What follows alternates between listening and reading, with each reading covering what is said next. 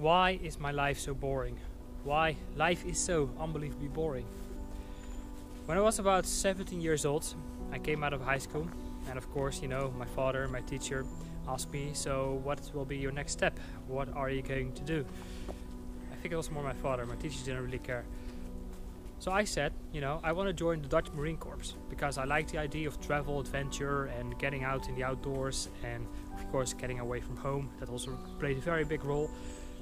But his advice was, of course, you know, like, well, what if you made it through all the tests and the assignments? And what if you can indeed become a Marine Corps and be there for 4 years? Because after 4 years you need to get out, otherwise you become too old and stuff like that. What are you going to do when you need to come back to society? There's no boss who's going to hire you because you can jump out of an airplane and that sort of things.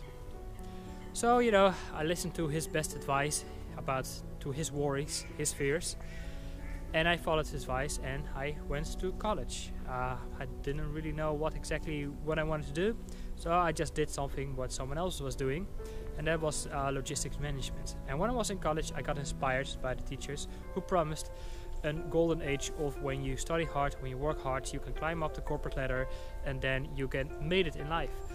And I believed that promise. I went along and I graduated, got my diplomas, and I found myself in a corporate job, and within weeks I became highly depressed. And from there I started my journey of finding what is missing in my life.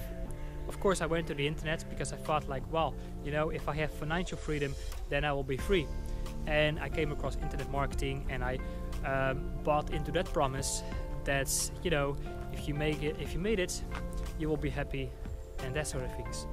I made money, I still wasn't happy. I was still, you know, dealing with depression, anxiety, and I didn't really feel that what I was doing was very authentic.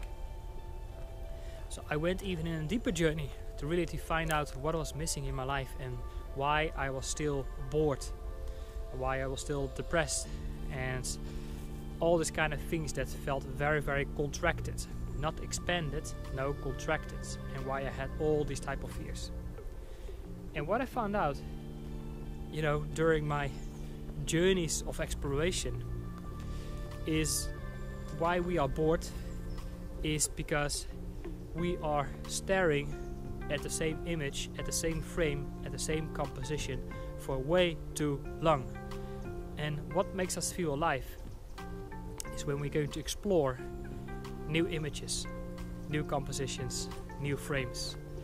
And that's not really why, and that's not really what we are doing. Why we are not doing that? Because our mind, our ego mind, our identity has its primary job to keep us safe, to avoid pain, to avoid loss, to avoid suffering, and all this type of things.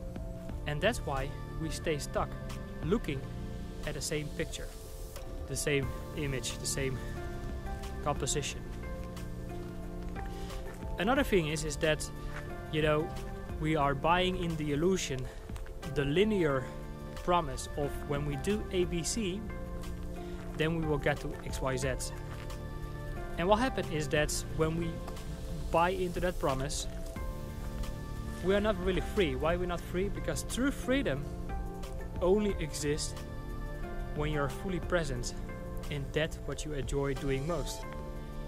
And when you do something because you know you do it because of the promise that will give you more safety, security, and that kind of illusion of freedom,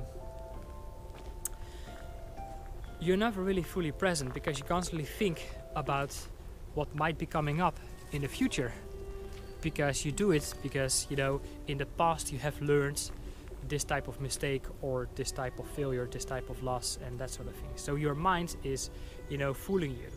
It's fooling you, and it's keeping you separated from your true authentic self, your inner being, your essence, your core essence, which is unconditional love, to keep you safe. And that's why we are bored and not fulfilled and not satisfied, and we find it very difficult to be passionate about anything. And I can totally relate to that because, you know, when I'm not doing something that makes me feel present, there's no purpose for me. And you know, life is like a vehicle. Okay, of course you gotta learn some skills, you know, you gotta learn some driving skills, otherwise you still are not really going to get anywhere. But of course you also need an engine and you also need fuel, because if you don't have fuel, you're still not going to get anywhere. And that fuel is, of course, you know, passion. But passion, you know, is also a little bit of a misunderstood subject, and passion actually means, like, you know, stepping into your own journey of sacrifices and suffering. And you might think, well, that's a bad thing, but actually what you're going through is you're going through your own darkness, so you can start to connect and embrace your own inner light. And that's not really what we want to do, because that's not very comfortable, and our ego mind is preventing us from going through that type of suffering. Suffering in the sense of, you know, going through all the bullshits that are being put onto you by your parents, society, other people, you know, that created certain type of belief systems on how you should think about yourself and how you should live your life. And that's also preventing you from connecting with your true essence, your true inner being.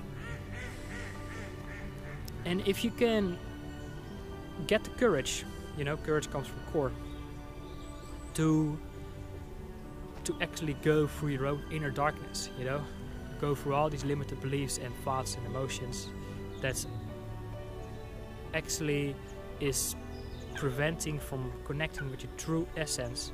If you can go through that, practicing mindfulness, get into a meditative state, and then make a simple decision to learn to let it go, to learn to embrace it, accept it, and let it go, so you can create more inner space, inner peace for yourself.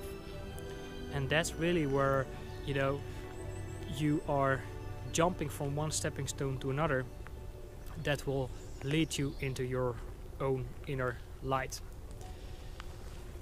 And I actually also made another video about, you know, like there was actually a previous video, like why life can be so messy and chaotic sometimes, is because, you know, here in our physical world dimension, things might really look like very chaotic, but actually what you are doing is you are breaking down your old identity of who do you think you are and who do you think you should be according to the expectations of others, and so on.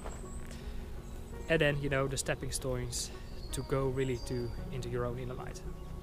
So I hope this was helpful. Hope you saw some insights about that. Please let me know. Just leave your comments below this video, and I'm looking forward to learn more about you. And of course, if you saw some value in this, then also feel free to subscribe to this channel, so we can learn more about mindfulness and self-actualization and self-realization. Paul here, coming at you from Wimbledon Common, Southwest London. I hope you have a very nice day. Take care for now. Bye bye.